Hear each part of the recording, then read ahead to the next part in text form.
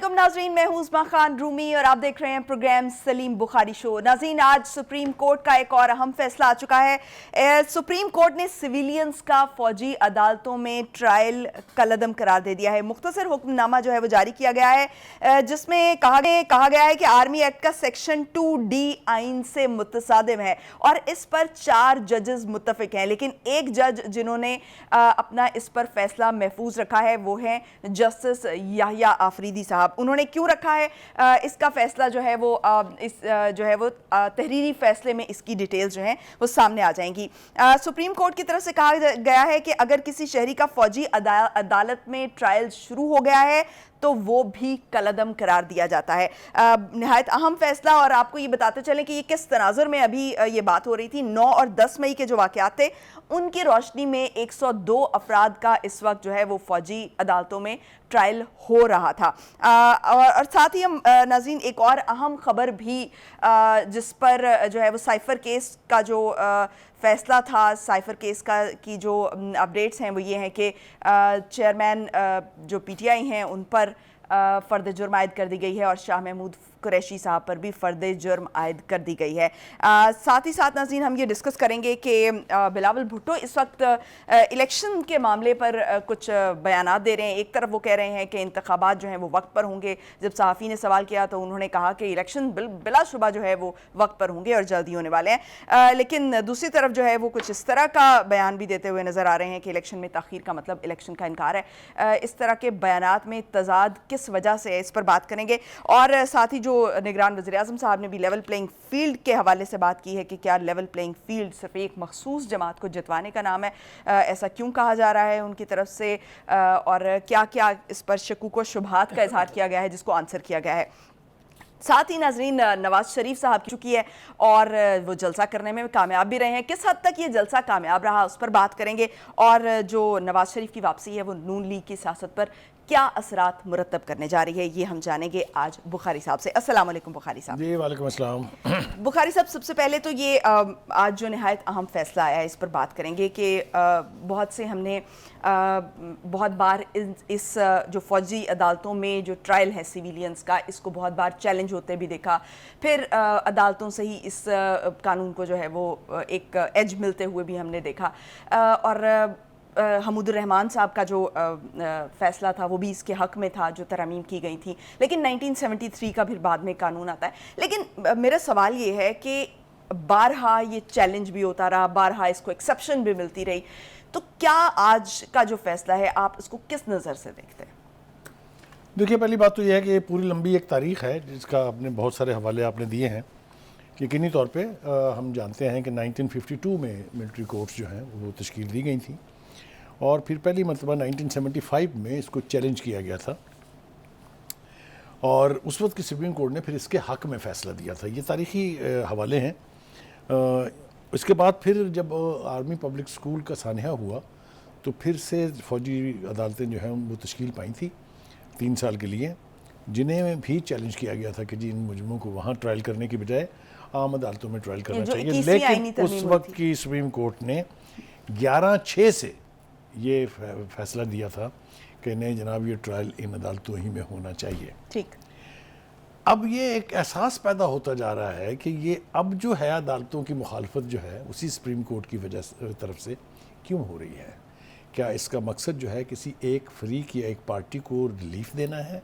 ये कुदरती और नेचुरल सवाल है जो ज़हनों में उठता है जब आप इस तरह के रवैये देखते हैं। तो जो आज का फ़ैसला जिसकी तरफ आपने इशारा किया है उसके हवाले से भी 2-3 बातें अपने नाज़रीन से अर्ज़ कर देते हैं हम। एक बात तो ये है कि फ़ौजी अदालतों में ट्रायल के हवाले से 5 रुकनी बेंच में 4 जजेस जो हैं वो पिछले दौर के, वो सोशल मीडिया पर तो कहा जा रहा है कि बंदियाली दौर के वो हैं, वो मौजूद थे और एक जज जो हैं वो नए थे उसमें। और मुझे यूँ लगता है कि किसी ने बहुत दानिशमंदी से ये बेंच जो है तश्कील दिया है, इसलिए कि अगर फ़र्ज़ करें इसके फ़ैसले के ख़िलाफ़ अपील होती है तो ये 4 जज तो उसमें नहीं बैठेंगे। आप समझ रही हैं इसमें? अच्छा। जी, नहीं बैठ सकते ना अपील के अंदर। एनीवे, तो ये किसकी दानिश है, किसको इसका क्रेडिट देना चाहिए? मेरा दिल चाहता था मैं काजी फायजी साहब को इसका क्रेडिट दूँ, लेकिन अब हमें पता है कि जज जो बेंच जो है وہ مشاورت سے 3 ججز کی مشاورت سے ہوتے ہیں، اس لیے چلیے ان کو کریڈٹ دے دیتے ہیں. اب آئیے جناب دوسری طرف.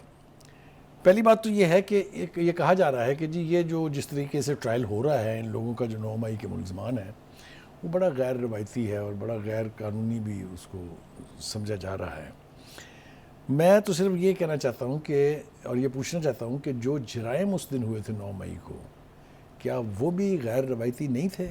کبھی اس سے پہلے آپ نے سنا کہ کسی نے جی ایچ کیو کو تہس نہس کر دیا ہو، کوئی کور کمانڈر کے گھر پہ چڑھ دوڑا ہو؟ کبھی آپ نے سنا کہ لوگ پٹرول بم لے کے کسی ایئر بیس کے اندر داخلے کی کوشش کریں تاکہ وہاں کھڑے جہازوں کو آگ لگائی جا سکے؟ یہ غیر روایتی نہیں ہے سب کچھ. لہٰذا اس کو 2 باتیں ہیں.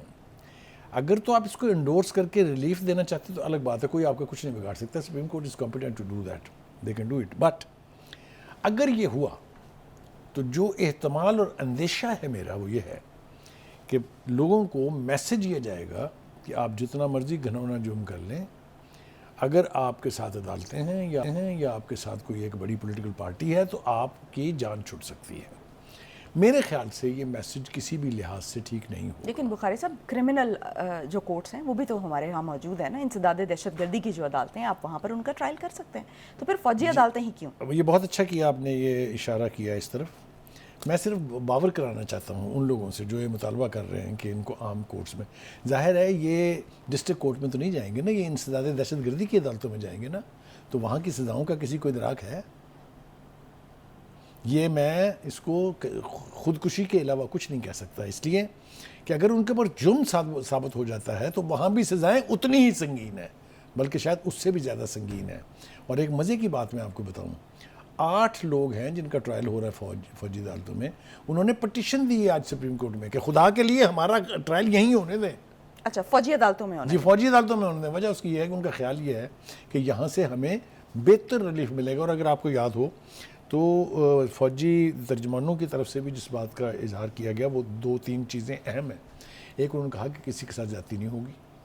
دوسرا انہوں نے کہا کہ یہاں کوئی بہت زیادہ خوفناک سزائیں اس حوالے سے نہیں ہوں گی. کچھ لوگ تو ایسے بھی ہوں گے جنہوں نے اتنی سزا بھگت لی ہے جتنی ان کو سزا ہونی ہے. دیکھیں نا یہ ایک انڈیکیٹر ہے کہ بھائی خدا کے لیے ڈرنے کی ضرورت نہیں ہے. اگر آپ کا جرم سنگین نہیں ہے تو پھر آپ کو کوئی سنگین سزا بھی نہیں ملے گی. یعنی کہ وہ جو کہا گیا ہے کہ متعلقہ فورم سے رجوع کر سکتے ہیں اس سے سزا ہونے اب وہ متعلقہ فورم کیا ہے؟ دہشت گردی کا اگر آپ کے اوپر مقدمہ ہے، آپ نے دفاعی تنصیبات پر حملہ کیا ہے، تو معاملہ تو انسداد دہشت گردی کی عدالتوں میں جائے گا نا. اور وہاں کے بارے میں میرا خیال ہے مجھے آپ کو تو انلائٹن کرنے کی ضرورت نہیں. ناظرین کو میں بتا دیتا ہوں پھر ایک بار سے کہ ملٹری کورٹس کی جو سزائیں ہیں وہ تو اپنی جگہ ہیں. ان کی نوعیت کے بارے میں میرے خیال سے کوئی 2 رائے نہیں ہے. سنگین جرم کی سنگین ہوتی ہے، لیکن لائٹر کرائمز جو ہیں، مثال کے طور پر جو یہ دعویٰ کرتے ہیں کہ جی ہم تو وہاں کھڑے تھے صرف ہم پکڑ کے لے گئے، یا وہ لوگ جو جیو فینسنگ کے اندر ان کے فون نمبر آ گئے ہیں، تو وہ سارے تو بچ جائیں گے. لوگ کسی کے کہنے کہلانے میں چلے گئے. کریکٹ. تو وہاں گنجائش میرے خیال سے زیادہ تھی، یہاں گنجائش جو ہے وہ کم ملی. یعنی جو ان کی طرف سے مین یہ کہا جا رہا ہے کہ جو یہ ٹرائل ہے وہ ان کے مفاد میں ہے جو جن پر یہ کیسز چل رہے ہیں، تاکہ وہ رہا بھی کیے جا سکیں. کیونکہ اگر ایسا ہوا، آپ دیکھ لیجئے گا، میں آپ کو اس پروگرام کا حوالہ دوں گا کہ اگر یہ کیسز ٹرانسفر ہوئے جو کہ اب ہو جائیں گے چونکہ فیصلہ ہو گیا، اگر اس کے خلاف اپیل نہیں ہوتی ہے تو پھر یہ مقدمات انسداد دہشت گردی میں آئیں گے اور آپ پھر دیکھیے گا کیا بنتا ہے. بخاری صاحب یہ تو ہوگی نا مخصوص کیسز کی بات، جو یہ 102 کیسز پر فیصلہ آیا، یعنی کہ 102 کا ٹرائل جو چل رہا تھا. لیکن میرا سوال یہ ہے کہ ایک ہے اصولی موقف جس پر بہت بات ہوتی ہے، جس پر بہت جو جمہوریت پسند طبقہ ہے یا حلقہ ہے وہ بہت بات کرتا ہے کہ جو فوجی عدالتوں میں سیویلینز کا ٹرائل نہیں ہونا چاہیے. اسی وجہ سے بارہا یہ چیلنج بھی ہوتا ہے. اگر آپ اصولی طور پہ اگر آپ بات کریں تو آپ کیا سمجھتے ہیں؟ اگر آپ ٹھیک ہے، اصولی طور پر مجھ سے یہ سوال کریں تو میں بھی یہ کہوں گا کہ میں فوجی عدالتوں کے خلاف ہوں. ٹھیک. لیکن میں فوجی عدالتوں کے اس لیے خلاف نہیں ہوں اب کہ جو جرائم ہوئے ہیں 9 مئی کو، جن لوگوں نے وہ پلان کیا، جن لوگوں نے وہ جرائم کمٹ کیے، ان کو 2 نہیں 10 بار سوچنا چاہیے تھا کہ وہ کیا کرنے جا رہے ہیں. چلیں تو پھر ان کو کرمنل کورٹس میں ہونے دینا. مطلب یہ ان کے فائدے کی تو آپ نے بات کر دی. میں نے آپ کو یہ عرض کر دیا کہ اگر یہ اپیل میں یہ فیصلہ نل اینڈ وائڈ نہیں ہوتا تو پھر یہ مقدمات انسداد دہشت گردی میں چلیں گے اور ان کی سزاؤں پہ بیٹھ کے میں اور آپ پھر پروگرام کر رہے ہوں گے کہ جس کو کہتے ہیں ہونا ہے مزہ جی. وہ جو کہتے ہیں نا پتہ چل جائے گا، پتہ نہیں چل جائے گا، لگ پتہ جائے گا، کیونکہ وہاں بھی سزائیں بہت ہی خوفناک ہیں اور وہاں بھی گنجائش بہت زیادہ ملزموں کے پاس نہیں ہوتی. ٹھیک. ہیونگ سیڈ دس، پھر ایک بار ہم یہ کہہ رہے ہیں کہ یا تو کل جو ٹھیک تھا وہ آج بھی ٹھیک ہونا چاہیے، جو کل ٹھیک نہیں تھا وہ آج کیسے ٹھیک ہو گیا. یہ عدالتیں بہت ضروری تھی، اسی سپریم کورٹ نے ایک سے زیادہ مرتبہ کہا. یہی عدالتیں بے معنی ہیں، نہیں ہونی چاہیے. اب وہ کیا نا کسے وکیل کریں، کس سے منصفی چاہیں، اب بتائیں پوچھیں کس سے. بٹ لیکن میں یہ کہہ رہا ہوں کہ کسی کے ساتھ زیادتی نہیں ہونی چاہیے، چاہے وہ ملٹری کورٹس ہیں، چاہے وہ انسداد دہشت گردی کی عدالتیں ہیں، چاہے وہ جنرل عدالتیں ہیں. انصاف ہونا چاہیے اور انصاف ہوتا ہوا دکھنا چاہیے. اور اگر یہ کرائیٹیرین ہے تو پھر میں اور آپ اچھی طرح سے اسیوم کر سکتے ہیں کہ ان لوگوں کی جنہوں نے 9 مئی کا جرم کیا تھا ان کی فیٹ کیا ہونے جا رہی ہے. ٹھیک. تو بخاری صاحب اس کے قانونی پہلوؤں پر تو ہم نے بات کر لی، لیکن اس کے سیاسی پہلو کیا ہو سکتے ہیں اس فیصلے؟ دیکھیے سیاسی پہلو تو بڑے واضح ہیں. ایک جماعت نے یہ سارے جرائم کمٹ کیے تھے، دوسری جماعتیں چاہتی ہیں کہ جی ان کو آپ مثال بنا دیں اور ان کو تباہ کر دیں. یہ سیاسی اعتبار سے ایک بال گیم ہے کہ وہ بال اس طرف پھینک رہا ہے، دوسرا بال اس طرف پھینک رہا ہے، لیکن اس کو سیاست کی نظر نہیں ہونے دینا چاہیے. میرے خیال سے عدالتوں کو، چاہے وہ فوجی ہوں، چاہے وہ انسداد دہشت گردی کی ہوں، انہیں میرٹس کو سامنے رکھ کے فیصلے کرنے چاہیے تاکہ کوئی یہ انگلی نہ اٹھا سکے کہ کسی کے ساتھ ناانصافی ہوئی ہے. میرے خیال سے اس سے زیادہ ہم اس کے اوپر بات نہ کریں تو زیادہ بہتر ہوگا. اب آج جناب دوسرا ایشو جو آپ نے چھیڑا ہے سائفر کیس وہ ہے میں سائفر جو کیس. فرد جرم عائد کر دی گئی ہے. دیکھیں جناب گزارش یہ ہے کہ فرد جرم تو عائد ہونی تھی اس لیے کہ باقاعدہ ڈیٹ دی گئی تھی اسی کام کے لیے. آج کورٹ نے یہ کہا بھی کہ جناب آج اور کوئی کام نہیں ہو سکتا، آج تو یہ فرد جرم عائد ہونی ہے. دیکھیں گزارش یہ ہے کہ ایک طرف سے کچھ لوگ جو ہیں وہ قومی رازوں کو افشا کر کے اور سمجھتے ہیں انہوں نے بہت بڑا مارکا مارا ہے. میری مراد پی ٹی آئی کے چیف سے ہے، جب وہ پبلک ریلی میں جس کو وہ کہتے تھے لاکھوں لوگ دیکھ رہے ہیں، سائفر کو جیب سے نکال کے لہرا کے اس کے مندرجات پر پونا گھنٹہ تقریر کی انہوں نے. وہ کہتے ہیں جی وہ تو کاغذ سادہ تھا. اب یہ اتنا بڑا جھوٹ وہ قوم سے اس وقت بول رہے تھے، یہ کہتے ہوئے بھی لوگوں کو کوئی شرم نہیں آتی ہے. پھر اس کے بعد پی ٹی آئی کی پوری قیادت نے، اس کے سوشل میڈیا ہینڈلرز نے، اس کے یوٹیوبرز نے اس کو ایک کیمپین کی شکل دی. مہینوں، ایک دن، 2 دن، ہفتوں نہیں، ایک نیریٹو بلڈ کیا گیا کہ امریکہ نے پاکستان میں ایک حکومت کو الٹنے کے لیے سازش کی ہے فوج سے مل کے. وہی جنرل باجوہ اور جنرل فیض حمید جو موجد تھے اس عمران پروجیکٹ کے، ان کو گالی بھی عمران خان نے دی ہے اور کسی نے نہیں دی ہے. ہیونگ سیڈ دیٹ، دیکھیں گزارش یہ ہے اس سے مفر اور فرار تو ممکن نہیں ہے. دا فیکٹ ریمینس کہ آپ نے پہلے اس کو لہرا کے اس کے اوپر بیانیہ بنایا، پھر آپ اس کو گھر لے گئے، پھر اس بیچ میں ایک آڈیو لیک ہوئی اگر آپ کو یاد ہو اعظم خان صاحب کی اور خان صاحب کی آواز میں، جس میں کہا گیا کہ اس کے ساتھ ہم کھل کے کھیلیں گے. اور پھر اس کے بعد جو وعدہ معاف گواہ بنے 2 بڑے کریکٹر اس پورے ایپیسوڈ کے، جن میں ایک اس وقت کے امریکہ میں سفیر اسد مجید موجودہ سیکرٹری خارجہ ہیں، اور دوسرے اعظم خان جو آپ کے پرنسپل سیکرٹری تھے. اور ایک سہیل محمود بھی جو اس وقت سیکرٹری خارجہ. یہ تو 3 بڑے کریکٹر ہیں نا. اس کے علاوہ 28 گواہ ہیں. گواہوں نے کیا کیا ہے؟ انہوں نے بیان ریکارڈ کرائے ہیں ویڈیو پر بھی، آڈیو پر بھی، اور 161 164 کے تحت جو مجسٹریٹ کے سامنے ہوتے ہیں. لہٰذا وہ بیان دینے والا بڑی آسانی سے اپنے بیان سے پھر نہیں سکتا. جب اتنی سالڈ ایویڈنس آپ کے ساتھ، آپ کے خلاف موجود ہو، تو اس کیس میں بھی بچنے کی میں بالکل اس حق میں نہیں ہوں کہ کسی سیاسی جماعت کو یا اس کے لیڈر کو ایلیمنیٹ کیا جائے. میں I will be the last person. But اگر آپ نے میرٹس پہ فیصلہ کرنے کا نعرہ لگانا ہے، جو کہ ہم لگاتے رہتے ہیں، تو میرٹس پر اگر جو فیصلہ ہوگا تو اس کی سزائیں بھی بڑی خوفناک ہیں. تو بخاری صاحب میرٹس پہ یہاں پر بڑا سوال اٹھتا ہے کہ میرٹس کون ڈیسائیڈ کرے گا؟ کیونکہ میرٹس کون ڈیسائیڈ کرتا ہے یہ میرے سامنے بھی ہے، آپ کے سامنے بھی ہے، سب کے سامنے. دیکھیے گزارش یہ ہے کہ کچھ میرٹس ایسے ہوتے ہیں جو ڈسکور کرنے ہوتے ہیں، کریدنے ہوتے ہیں، کھنگالنے ہوتے ہیں. کچھ میرٹس ایسے ہوتے ہیں جو سرفیس پہ زمینی حقائق کے مطابق آنکھوں کے سامنے ہیں. سائفر پر کھیلا میں تو نہیں ہوں، حضرت صاحب کھیلے تھے. سائفر کو گھر میں تو نہیں لے کے گیا، حضرت صاحب لے گئے تھے. سائفر کو مجھ سے گم گیا ہے میں نے تو نہیں کہا تھا، حضرت صاحب نے کہا تھا. تو پھر مجھے بتائیے فرار کہاں ہے؟ تو جب یہ ساری حقیقتیں ہم سب کے سامنے ہیں، یعنی یہ وہ باتیں ہیں جو میرے اور آپ کے علم میں ہیں، تو پھر ایسے حوالے سے تو کیا عوام کے علم میں بھی یہ ساری باتیں؟ سب عوام نے تقریریں ان کی سنی اور سن کے اس پہ بھی گائے بھی اور لہرائے بھی. یہ کوئی ایسی بات نہیں ہے جو انہوں نے چھپ کے کی تھی جس کو ہم کہیں سے کرید کے لائے ہیں. یہ سب پبلک سٹیٹمنٹس ہیں ان کے, اور اس کا انہیں جو سامنا بھی کرنا پڑے گا اور ان کو بھگتنا بھی پڑے گا. ایک بات تو یہ ہوگی. دوسری بات یہ ہے کہ یہاں بھی اس کے ان بلٹ نقصانات کیا ہیں اس کو تو آپ ابھی ایک طرف رکھ دیجئے. ایک سپر پاور جو پاکستان کی 70 سال سے اتحادی ہے, اس کے ساتھ ہماری مخاصمت کا لیول کیا ہو گیا تھا آپ کے بالکل سامنے ہے. دوسری بات یہ ہے کہ آپ کے فورن آفس سے اب پوری دنیا جو ہے اس کا یہ اعتماد اٹھ گیا ہے کہ کوئی ایک کمیونیکیشن جو صرف وہاں کی ٹاپ لیڈرشپ کے حوالے سے ہو اسے چوکوں میں, سڑکوں پہ, جلسوں میں گایا جائے گا. اس لیے وہ بھی بہت محتاط ہو گئے اور اس کا ہم سامنا کر رہے ہیں. ٹھیک ہو گیا بخاری صاحب بریک کا کہا جا رہا ہے, بریک سے واپس آئیں گے اور ہم جو الیکشن سے متعلق بلاول صاحب کی جو سٹیٹمنٹس ہیں اس پر بات کریں گے. سٹیٹمنٹ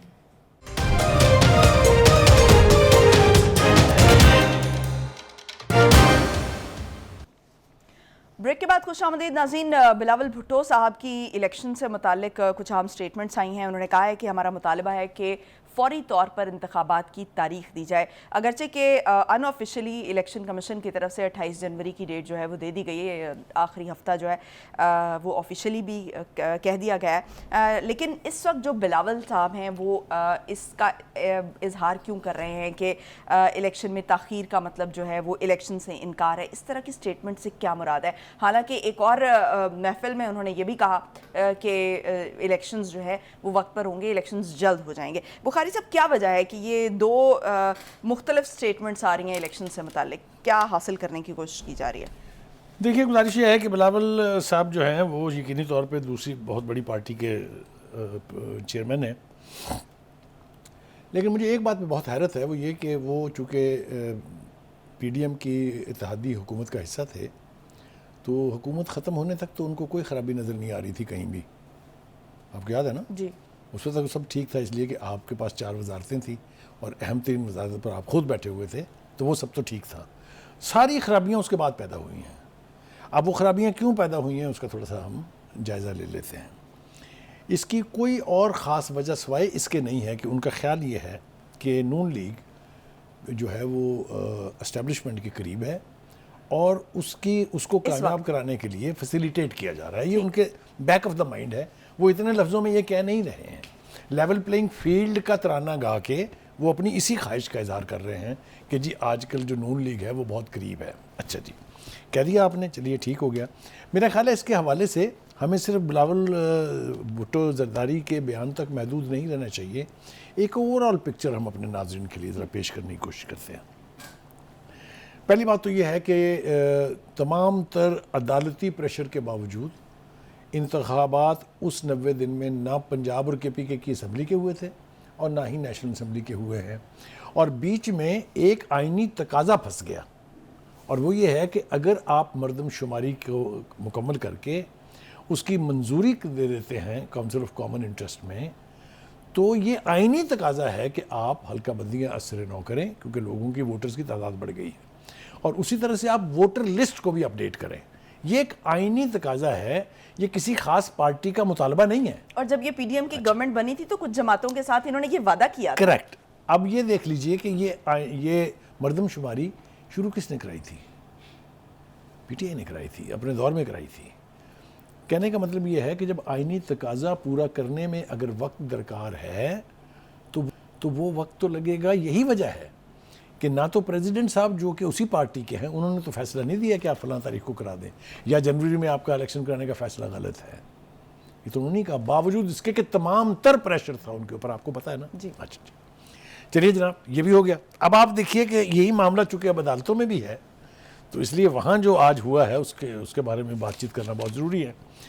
بہت ساری درخواستوں کے ساتھ ساتھ زبیری صاحب جو پاکستان بار کونسل کے عابد زبیری صاحب جو ہیں, عابد زبیری صاحب, وہ اپنی خواہش پر اس عدالت سے بھی فیصلہ لینا چاہتے تھے, تو ان کی تضحیح کی ہے جسٹس قاضی فائز عیسیٰ نے 1 سے زیادہ مرتبہ ان کی بات پر اعتراض کر کے. پہلی بات تو یہ ہے کہ جب انہوں نے ایک پچھلی عدالت کا, اسی سپریم کورٹ کی پچھلی ایک عدالت کا حوالہ دے کے کچھ کہنے کی کوشش کی تو انہوں نے منع کیا ان سے کہ مجھے اس عدالت کے ماضی کے فیصلوں کا حوالہ نہ دیں. میرے خیال سے اس سے زیادہ سخت ترین الفاظ میں کسی کو ٹوکا نہیں جا سکتا، ایک بات۔ دوسری بات یہ ہے کہ زبیری صاحب کو بھی اب یہ ادراک ہو جانا چاہیے کہ یہ بندیالی عدالتیں نہیں ہیں، کیونکہ بندیالی عدالتوں میں یہ ہوتا تھا کہ ان کے منہ میں لقمہ بھی ڈالتے تھے ججز، اور اکثر اوقات ان کی جگہ دلائل بھی دینے لگ جاتے تھے، آپ کے بھی سامنے ہے، میرے بھی سامنے ہے۔ وہ ماحول اب عدالتوں میں نہیں ہے۔ اسی وجہ سے قاضی فائز عیسیٰ اور جسٹس من اللہ نے عابد زبیری صاحب سے سوالات بھی پوچھے، تلخ سوالات کہوں گا میں انہیں، اور برہمی کا اظہار بھی کیا۔ قاضی عیسیٰ صاحب نے کہا کہ دیکھیں ہمیں میرٹس پر فیصلے کرنے ہیں، جو زمینی حقائق ہیں وہ ہمیں سامنے رکھنے ہیں۔ اور ایک بات جو خاص طور سے چیف جسٹس صاحب نے کہی کہ اگر آپ نے اپنی اس درخواست کی جلد سماعت کے اوپر زور دیا ہوتا تو اب تک یہ فیصلہ ہو چکا ہوتا اور شاید الیکشن بھی ہو گئے ہوتے، جس کا بھی کوئی جواب ان کے پاس خاص کنونسنگ نہیں تھا۔ پھر انہوں نے یہ پوچھا ان سے کہ کیا مردم شماری جو ہے یہ ایک آئینی تقاضا ہے یا نہیں ہے۔ اب یہ جو ہے نا یہ یعنی لوڈڈ کویسچنز ہیں کہ اگر وہ ہے تو پھر تاخیر تو ہوگی، وہ کہتے ہیں نا ہوئی تاخیر تو کچھ باعث تاخیر بھی تھا، چلیے جناب اس کے اوپر بھی ہو گئی۔ دوسری بات یہ جو کرنی ہے وہ یہ کہ آئینی تقاضا میں نے پہلے بتا دیا آپ سے کہ اگر مردم شماری جو ہے وہ منظور ہو جائے، اس کو ریلیز کر دیا جائے، پبلش کر دیا جائے، تو پھر یہ سارا کچھ کرنا واجب ہو جاتا ہے۔ اس کے علاوہ ایک شخص آپ اور ذرا بولے ہیں جس کو کہتے ہیں نا کہ اٹھ کے آئے ہیں پنجابی میں، وہ ہیں ہمارے وزیر اعظم صاحب، نگران وزیر اعظم صاحب۔ انہوں نے بہت سارے اٹھنے والے سوالات کے جواب اپنے تئیں خود ہی دے دیے۔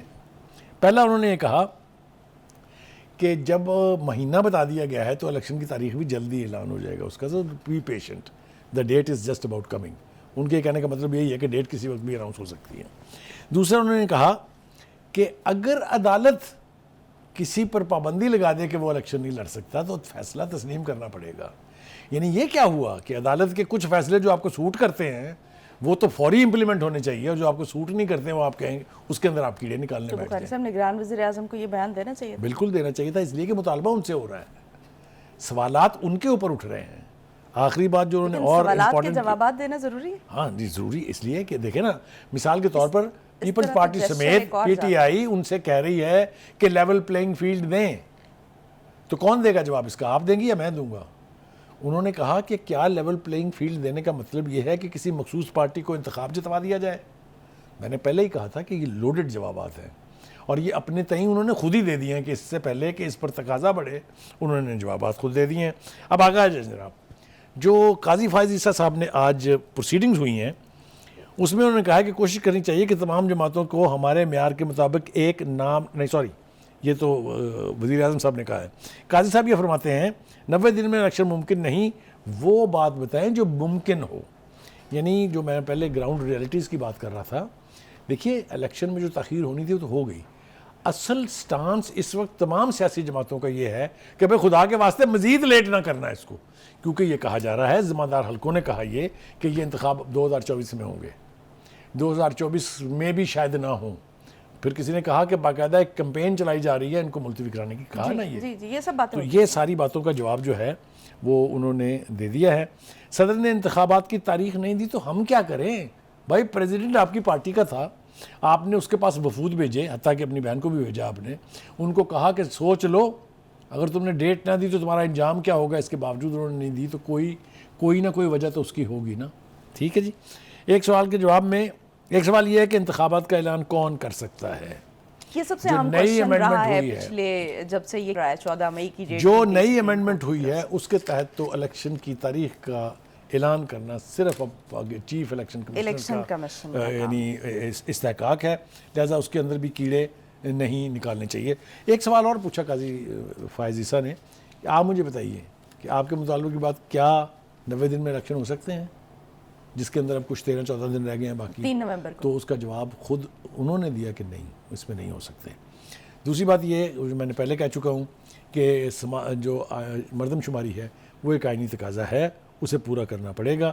اب سماعت اس کی 2 نومبر تک کے لیے ملتوی ہو گئی ہے، لیکن میرے خیال سے آج جو گفتگو ہوئی ہے سپریم کورٹ میں، اس پٹیشن کا فیصلہ کیا ہونے جا رہا ہے وہ میرے خیال سے اسیوم کرنا تو خیر عدالتوں کے حوالے سے ٹھیک نہیں ہوتا، لیکن آپ انٹرپریٹ کر سکتے ہیں کہ مجھے ایسے لگتا ہے کہ جنوری کے ہی کسی دن کی تاریخ کے لیے سپریم کورٹ حکم دے گی الیکشن کمیشن کو کہ آپ تاریخ کا اعلان کریں، وہ کرنا پڑے گا، اور اس سے ایک دن کی بھی اور تاخیر نہ ہو، یہ بھی فیصلے یہ بھی تو ہو سکتا ہے الیکشن کمیشن اس سے پہلے ہی اگر وہ ڈیٹ اناؤنس کر جیسا کہ پرائم منسٹر نے آج انڈیکیٹ کیا، یہ بھی ہو سکتا ہے کہ 1 نومبر سے پہلے اس کی تاریخ آ جائے. تو یہ ساری صورتحال جو ہے وہ ہمارے سامنے ہے، اور ہمیں بھی یہ توقع کرنی چاہیے کہ پاکستان میں الیکشن ہونے چاہیے.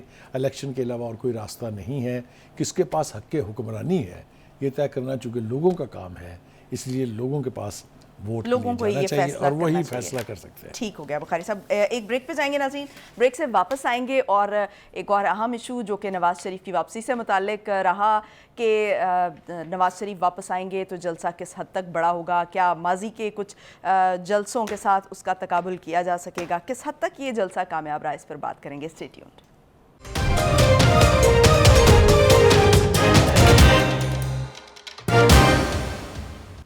بریک کے بعد ایک مرتبہ پھر سے خوش آمدید. بخاری صاحب، سب سے پہلے تو یہ بتائیں کہ جلسے سے متعلق آپ کی رائے کیا ہے؟ کیا کامیاب رہا آپ کے نزدیک یا بس ٹھیک تھا؟ دیکھیے میرے خیال سے ایک تو میری ذاتی رائے ہو سکتی ہے، میں کوشش کروں گا اس سے اجتناب کروں میں، لیکن ایک بات بڑے وثوق سے کہی جا سکتی ہے کہ یہاں پر جتنے بھی جلسے ہوئے، چاہے وہ بینظیر بھٹو جب واپس آئی تھی 1986 میں 10 اپریل کو، وہ جلسہ تھا، بہت بڑا جلسہ تھا وہ بھی. پھر اس کے بعد 30 اکتوبر 2011 میں عمران خان صاحب کا جلسہ بھی بہت بڑا جلسہ تھا، کوئی دو رائے نہیں ہے اس کے بارے میں. لیکن اگر یہ کہا جائے کہ یہ جلسہ کوئی جلسہ نہیں تھا، جو میرے خیال سے یہ بہت بے وقوفوں والی گفتگو ہے. It is a big rally, it's a successful rally. یہ میں اس اعتبار سے بھی کہہ رہا ہوں کہ پی ٹی آئی اور انکلوڈنگ ان کے وہ جو بھوپو تھے شیخ رشید صاحب، وہ یہ فرماتے تھے کہ جب نواز شریف پلٹ کے آئے گا تو 4 آدمی ان کے ساتھ نہیں ہوں گے. یہ یاد ہونا چاہیے نا، فواد چودھری کے بیانات ہو جائیں، چاہے فیاض الحسن چوہان کے ہو جائیں. تو یہ سارا کچھ، یہ متھ بھی ٹوٹ گئی ہے. ان کی پارٹی نے یہ ثابت کیا ہے کہ وہ آج بھی اپنے لیڈر کے ساتھ لوئل ہے. یہ اظہار اس طرح کا انہوں نے پہلے نہ خاقہ نواسی کے لیے کیا، نہ شہباز شریف کے لیے کیا، نہ ہی مریم نواز کے لیے کیا.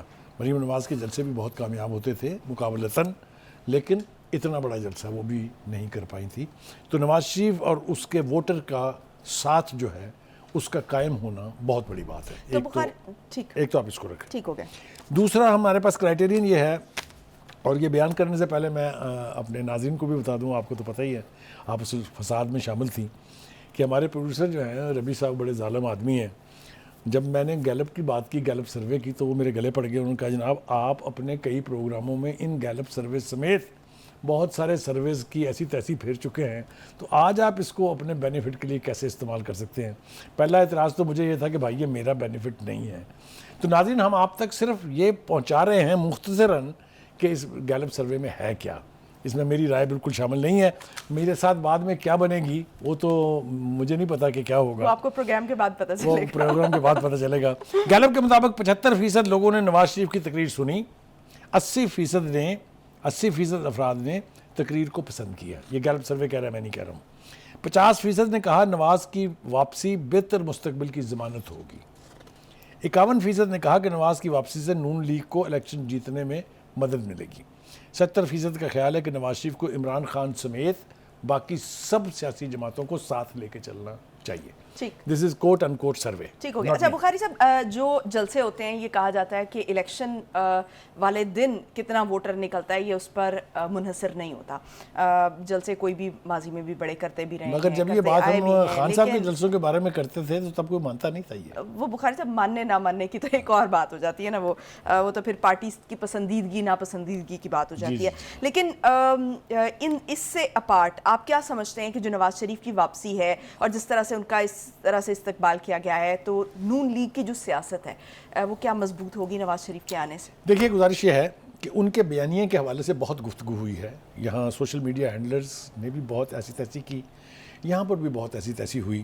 جب وہ یہ بات کر رہے تھے کہ ججز اور جرنیلوں کا ٹرائل ہونا چاہیے، تو آپ کو پتہ ہے کھانے دوڑے سارے حلقے بشمول اسٹیبلشمنٹ. لیکن اب جب کہ انہوں نے یہ کہا ہے کہ جناب میں اپنے خلاف ہونے والی تمام زیادتیوں کو بھلا دینا چاہتا ہوں، اس پر بھی لوگوں کو اعتراض ہے. مجھے آپ بتائیں، وہ کہتے ہیں نا نہ جائے ماندن نہ پائے رفتن، کسی طرف آپ جینے دیں گے ان کو کہ نہیں جینے دیں گے؟ ایک بات. دوسری بات یہ ہے کہ ان کے جو تقریر کے جو کانٹینٹس ہیں، میں اس سے بہت حد تک سہمت ہوں. ایک تو یہ کہ انہوں نے انتقام کی بات نہیں کی ہے، جو ہماری سیاست میں ایک طرح سے نئی روش ہے اور اس کو پھیلنا اور پھولنا چاہیے۔ 2018 کے بعد یہ بہت زیادہ سیاسی اختلافات جو ہیں ان کو زندگی موت کا مسئلہ بنا کے دوسرے کی جان لینے تک نہیں جانا چاہیے۔ ہم اس کی ہمیشہ مخالفت کرتے رہے ہیں، ہمیشہ مخالفت کریں گے۔ آگے آ جائیے۔ دوسرا وہ یہ کہہ رہے ہیں کہ ہم ساری پارٹیوں کو ساتھ لے کے چلیں گے، اچھی بات ہے، بالکل ہونا چاہیے یہ۔ تیسری بات یہ کہ انہوں نے اپنا جو نو نکاتی ایجنڈا دیا ہے اس میں کوئی بھی نیگیٹیوٹی نہیں ہے۔ بھئی آئی ٹی پاور بننا چاہیے، کیوں نہیں بننا چاہیے؟ بھئی سب کو ساتھ لے کے چلنا چاہیے، کیوں نہیں چلنا چاہیے؟ جمہوریت کو پنپنا چاہیے، کیوں نہیں پنپنا چاہیے؟ جتنے بھی انہوں نے دعوے کیے ہیں ان سب کو انڈورس کیے بغیر آپ کے پاس کوئی چارہ نہیں۔ اب آپ دیکھیے، رانا ثناء اللہ صاحب فرما رہے ہیں کہ نواز شریف نے مل کر کام کرنے کی وجوہات کی جو بات کی ہے اس میں پی ٹی آئی شامل ہے۔ لک ایٹ دا ایٹیچیوڈ، جب لیڈر پازیٹیو بولے گا تو نیچے والوں کے پاس بھی نیگیٹیوٹی کی گنجائش کم ہو جاتی ہے۔ بٹ بخاری صاحب، جو عوام ہے وہ اس وقت تند و تیز نعروں کو ایکسپیکٹ کر رہی تھی۔ کریکٹ، وہ ان کو تھوڑی سی مایوسی ہوئی ہوگی یقیناً ان کی پارٹی میں، لیکن ایٹ اے براڈر اسپیکٹرم اس بات کو جو ہے وہ انڈورس کیا گیا ہے۔ دوسری بات یہ ہے کہ انہوں نے کہا کہ نواز شریف کی جو بات ہے کہ سب کو لے کے چلیں گے اور پی ٹی آئی بھی اس میں شامل ہے، لیکن 9 مئی کے مجرموں کا ٹولہ اس میں شامل نہیں ہے۔ تو اشارہ تو بہت کھلا کے ہے۔ ٹھیک ہو گیا بخاری صاحب۔ دوسری بات یہ ہے کہ نواز شریف کی اس بات کو ہم انڈورس کرتے ہیں کہ میرے دل میں انتقام کی توقع نہیں ہے، نہ انتقام کی تمنا ہے، نہ خواہش ہے۔ I think if he moves with this positive ایٹیچیوڈ تو ان کو زیادہ پذیرائی ملے گی۔ ٹھیک ہو گیا، بہت شکریہ بخاری صاحب۔ ناظرین، یہ بڑی خوش آئند بات ہے کہ جب سیاسی جو پارٹیاں ہیں وہ خاص طور پر سیاسی جماعتوں کو ساتھ لے کر چلنے کی بات کریں، جو کہ ہم نے 2018 کے بعد جس کی کمی دیکھی۔ آج کے لیے اتنا ہی، مجھے دیجیے اجازت، پاکستان کی ہمیشہ پائندگی کی دعا کے ساتھ۔ اللہ حافظ۔